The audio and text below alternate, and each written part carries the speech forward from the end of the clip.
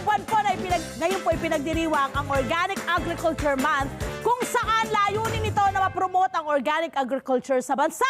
Pero hindi lang po magsasaka yung kailangan magtanim ng organic po. Oo, dapat tayo umaasa. Siyempre tayo rin mga consumer, lalo na yung mga nandito sa syudad.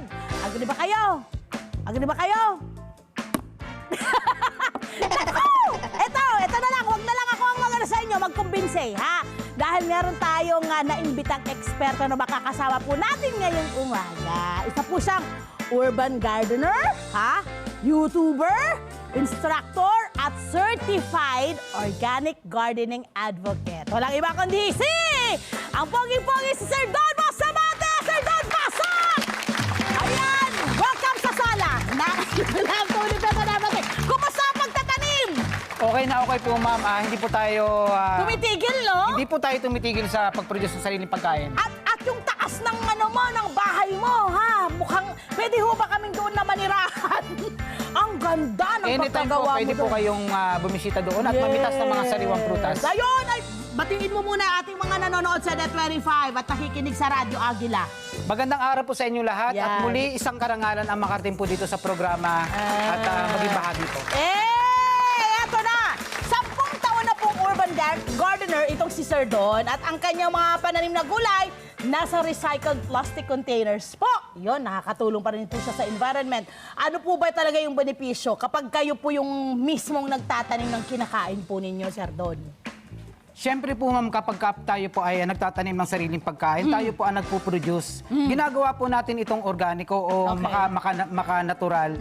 At magbibenepisyo po nito siyempre ang ating kalusugan kasi nakakasigurado po tayo ng ating mga kakainin ay free from any chemicals, pesticide, etc. Ayun, yun eh. Siguro makakasiguro ka ba?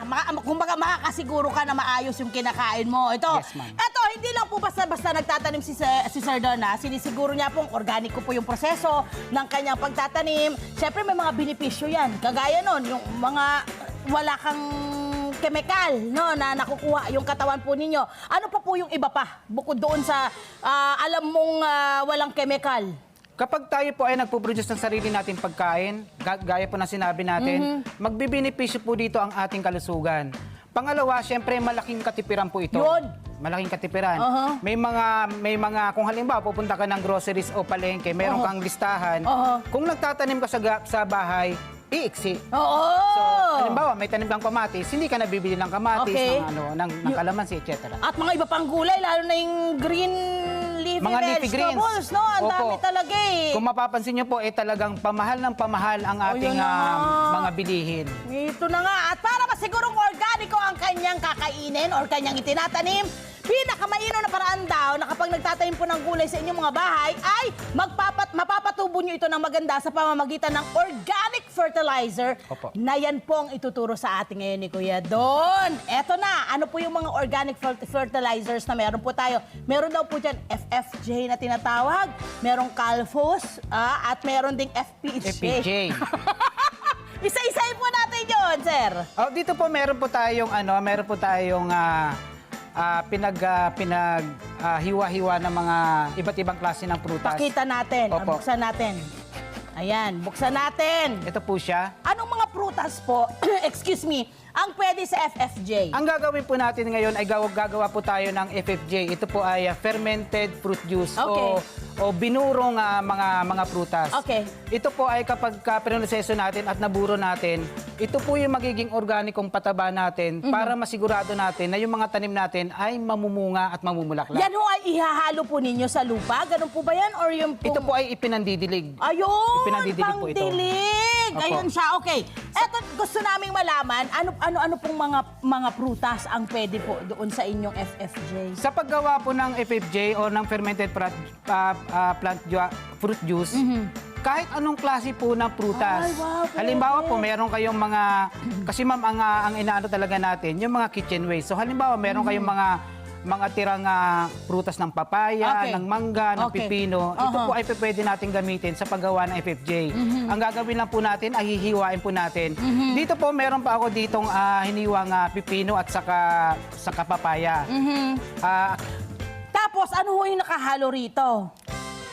Puro lang po siyang prutas. Oh, wow! Hiniwa-hiwa. Siguraduhin lang po natin na yung mga prutas na gagamitin natin ay kailangan natin timbangin.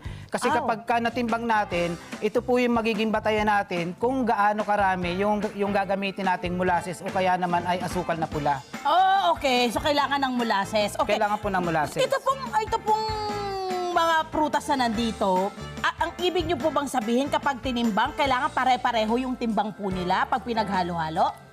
Hindi po kailangan. Okay. Halimbawa, kung ano lang po yung, halimbawa, mas marami kang natirang mga papaya, Okay. pwede po yung gamitin yun. Okay. So, hindi naman po magmamatter yung dami Opo, ng bawat hindi gulay. naman po siya stricto sa Ng sa bawat ratio. prutas. Opo. Okay, sige. Tapos po, halimbawa, in total, ang meron tayo ay 1 kilo.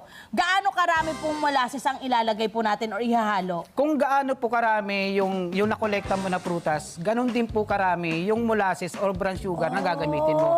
Halimbawa po dito, Ma'am Love, meron po tayo ditong kalahating kilo ng prutas. So hahaluan po natin siya ng kalahating kilo din ng molasses. Uy! Pero kung wala po kayong molasses kasi medyo mahirap Yun po nga, hanapin ang itatanong molasses. ko eh. Opo, pwede po tayong gumamit ng asukal na brown. Yun! So, sa mga palengke, marami nun. Opo, Di ba, grocery, opo. meron din nun. O, sige, So ayan meron na. po tayo ditong, ulitin lang po natin, meron po tayo ditong kalahating kilo ng pinagsama-samang prutas. Hahaluan po natin ito ng kalahating kilo din ng molasses. Ayan. Kita lang natin. Ayan po. Ulitin lang po natin, Ma'am Love, kapag ka wala pong molasses, pwede po tayong gumamit ng asukal Yung na pang brown sugar ay kahit buo po ninyong ilalagay ay okay lang or kailangan tunawin sa tubig? Ay, kailangan po purong asukal. Wag na po Ay, natin walang tubig? Wag na po natin lalagyan ng tubig kasi kapag kahinalo na po yan sa prutas, ito po ay unti-unti na rin namang matutunaw. Oo. Hahaluin lang po natin Hahaluin nyo yan. Okay. Hinalo nyo na.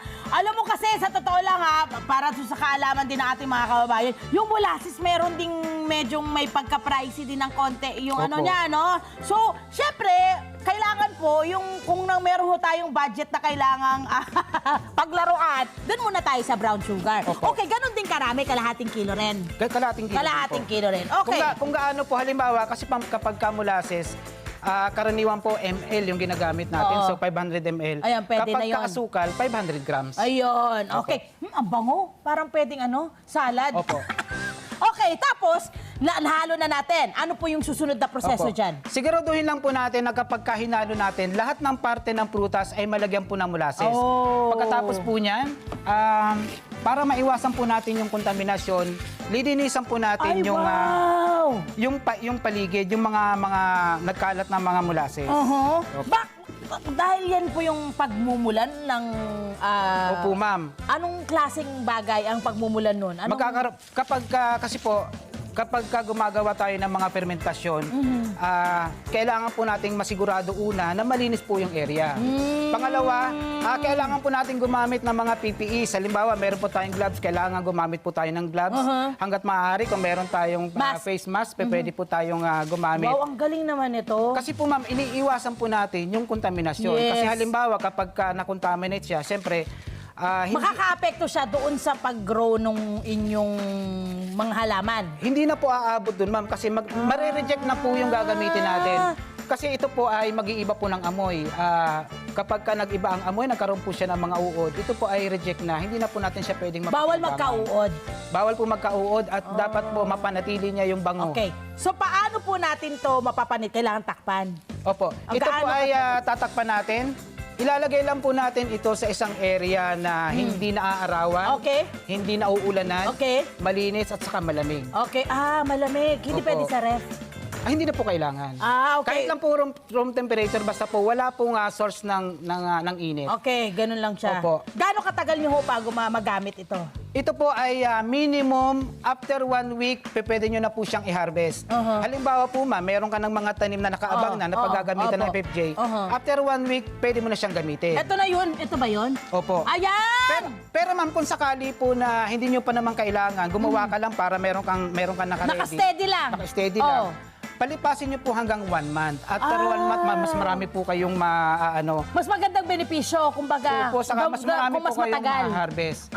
After 1 month po or after 1 week, ito na po yung magiging finished product niya. Okay. Ito na po yung fermented fruit juice. Kapag gagamitin na po natin sa halaman, ang gagawin lang po natin, 10 ml lang po nito. Sabihin na po natin ng mga isang kutsara lang. Okay, okay. Sa 1 litrong tubig. Ay, wow! Sa 1 litrong tubig, napakatipid. So, ang dami palang Opo. gamit. Akala ko, yan talaga yung direkta. Hindi Cool! Opo, 10 ml ang mga ano lang po yun, mga isang kutsara. Oo. Ihahalo niya pa po siya sa 1 litrong tubig at ididilig nyo sa mga halaman Oo. isang beses sa isang linggo yung mga halaman na gusto mo siyang pabungahin. Halimbawa, meron kang tanim na kamatis, Oo. sili, okra na hindi Oo. namumunga. Oo. Ito po FFJ ang kailangan nyo. Yehey! Opo. FFJ! Ang kasagutan sa maraming bunga. Mga sili, ganyan. Opo. Pwede rin yun. Lahat, kahit po halimbawa, hindi kailangan mga Kahit gulay. fruit-bearing trees, pwede? Lahat po. Kahit po ma'am yung mga ornamental natin, meron kang roses na Oo. hindi gaanong namumulaklak, Oo. may gumamela ka. Ganda. Basta po namumulaklak at namumunga, FFJ po ang kailangan natin. Oo. Ito po ay isang organiko at ligtas sa kapaligiran at sa ating kalusugan. Ganda! Ayun, ang saya po nito. Yung kagandahan po nito, lahat po ng halaman ay pwedeng makinabang. Dito po Opo. sa FFJ na ito. Naku naman, ang husay naman ito. So, pag nakuha na po natin ang harvest, pwede na agad gamitin? Pwede na po natin Maaari gamitin. na, ayun. Yun At saka ito po ay tumatagal ng 6 na buwan. Ayun. At saka ma'am, kapag yung finished product niya, kapag tama po yung proseso, napakaganda po ng amoy niya. Kung iisipin mo, para akala mo na pag ganito nabubulok, babaho, Opo. di ba? Ay, oo nga, parang ano, di ba? Yung- Masarap siya na medyo alcohol. Oo, Yung ano niya, amoy niya. oo, basta ganun, parang na-ferment ng Opo. husto. Ayan, maraming salamat. Ito naman ang susunod. Ito po ang ating nalaglag na. Ito po yung tinatawag nating FFJ o Fermented Fruit Fruit Juice na talaga namang organiko. Pero mamen, tuturo ka pa. Opo. Chill ka muna dahil mayroon pa tayong susunod. Ituturo rin sa atin ni Kuya Don ang fertilizer na makatutulong naman sa bukod sa pagpapabunga, syempre gusto na rin na nagpapayabong din. Ha, lalo na yung mga greens, Mga yung leafy greens, leafy opo. vegetables.